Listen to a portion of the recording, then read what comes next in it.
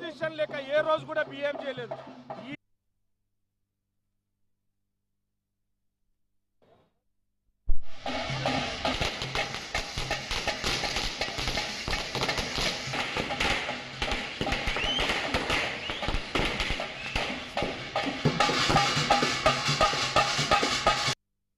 నవీన్ అన్న 20 సంవత్సరాల నుంచి బాగా కష్టపడ్డాడు. అతను మంచితనం వల్ల ఇవాళ మంచి మెజార్టీతో బయటపడుతున్నాడు. నవీన్ అన్న అంత ప్రజల మనిషి, ప్రజల కోసం ఏమైనా చేస్తాడు, చాలా పనులు చేపించాడు. ప్రజా నాయకుడిని కోరుకున్నారు. ఖచ్చితంగా మేమందరికీ అదే విషయాలలో నేను చెప్తుంది ఏంటి, ముందు నుంచి చెప్తున్నాం, అభివృద్ధికి సంక్షేమంకి ఖచ్చితంగా ఓటేస్తారు, ప్రజలు పట్టం కడతారు అని అన్నాను. అదే విధంగా పట్టం కడుతున్నారు. కానీ బీఆర్ఎస్ నేతలు మీరు ఇచ్చినటువంటి 6 గ్యారెంటీలు అమలు చేయలేదు. మొత్తం మంత్రులు, ఎమ్మెల్యేలు అంతా కూడా అక్కడ దిగి డబ్బులతో ఇదంతా కూడా గెలుపొందారనేది బీఆర్ఎస్ నేతలు. డబ్బులతో గెలిచేది కాదు. ఈరోజు అప్పుల కుప్పగా మార్చింది ఎవరు? మీరు కదా అని అడుగుతా.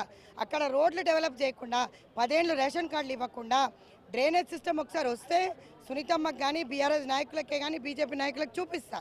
ఎందుకంటే ఒక వీధి తిరుక్కుంటూ వచ్చా ఒక స్టార్ క్యాంపెయినర్గా. అక్కడ వాళ్ళు చెప్తున్న బాధలు ఇంత అంత కాదు. డబల్ బెడ్రూమ్లు ఇవ్వాలన్నా బీఆర్ఎస్ వాళ్ళకే. ఈ విధంగా వాళ్ళు ప్రచారం చేసి 10 ఏళ్లలో వాళ్ళు చేయని అభివృద్ధి సంక్షేమం మేము వచ్చిన 2 ఏళ్లలో ఈరోజు సన్నబియ్యం పథకమే కానీ, 200 యూనిట్ల కరెంటే కానీ, బస్ ఫ్రీ కానీ, వాస్తవంగా మిగతా బడ్జెట్లో ఉన్న తెలంగాణ అప్పుల కుప్పగా మార్చిందే కాకుండా మీ అందరూ ఒకటి గమనించాలి. ఈరోజు ఎంత కష్టమైనా కూడా ముఖ్యమంత్రి వర్యులతో పాటు క్యాబినెట్ మంత్రులు అందరూ కూడా నిరంతరం కష్టపడుతూ ప్రజల్లోకి ఏ లోటు లేకుండా తీసుకెళ్తున్నాం. కొంచెం లేటు కావచ్చు సంక్షేమ పథకాలు, కానీ ఖచ్చితంగా అన్ని సంక్షేమ పథకాలు అమలు చేస్తాం. కానీ ఓటు చోరీ చేశారు. ఓటు చోరీ చేయడం వల్లనే కాంగ్రెస్ పార్టీ ఈరోజు ఉప ఎన్నికల్లో గెలిచింది అనేది బీఆర్ఎస్ నేతలు చెప్తున్నారు. దొంగలు ఎవరండి? ఓటు చోరీ చేసింది బీజేపీ నాయకులు. అంటే వీళ్ళు ఓటు చోరీ అంటే మరి ఇంతకన్నా ముందు మాగంటి గోపీనాథ్ గెలిచినప్పుడు 10 ఏళ్లలో ఓటు చోరీ వాళ్ళు చేశారని నేను అడుగుతున్నా. అంటే మీకు అప్పుడు తెలుసా దొంగ ఓట్లు ఉన్నాయని చెప్పేసి అని మరి వచ్చి ఫిర్యాదు చేసేది ఉండే. ఆ రోజు మీరు గెలిచినప్పుడు ఓటు చోరీ గుర్తు రాలేదు. మేము గెలుస్తుంటే, మా క్యాండిడేట్ గెలుస్తుంటే ఎందుకండి అంత కడుపుమంట ఓటు చోరీ?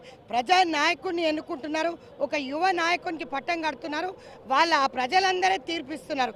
ఈరోజు మీరు ఎన్ని చెప్పినా దొంగ మాటలు నమ్మే విధంగా లేరు అని చెప్పి తెలియజేస్తారు. ఈ ఎన్నికల విజయం తర్వాత ఇప్పటికే దాదాపు 20 నెలలు అవుతుంది స్థానిక సంస్థల ఎన్నికలు. ఈ ఎన్నికల తర్వాత స్థానిక సంస్థల ఎన్నికలకు వెళ్ళే అవకాశం ఉందా కాంగ్రెస్ పార్టీ? 100% ఉంటుంది. ఎందుకు ఏమైనా డౌట్ ఉందా? 100% వెళ్తాం. అక్కడ కూడా ఇదే విధంగా డంకా మోగిస్తాం.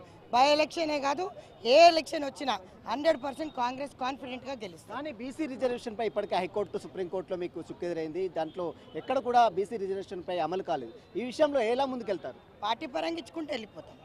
పార్టీ పరంగా ముఖ్యమంత్రి డిసైడ్ అయిపోయి ఉన్నాడు. మా ముఖ్యమంత్రికి నిజంగా కూడా కృతజ్ఞురాల్ని.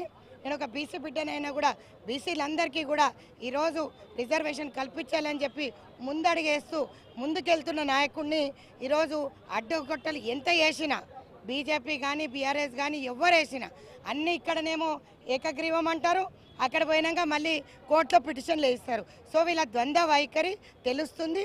కాబట్టి కాంగ్రెస్కి ఖచ్చితంగా 42% ఏదైతే రిజర్వేషన్ అన్నారో అటు నుంచి కాకుండా, సుప్రీంకోర్టులో కాకుండా పార్టీ లైన్లో ఇచ్చేసి మా ముఖ్యమంత్రి గారు రెడీగా ఉన్నారు ముందుకు తీసుకెళ్ళడానికి.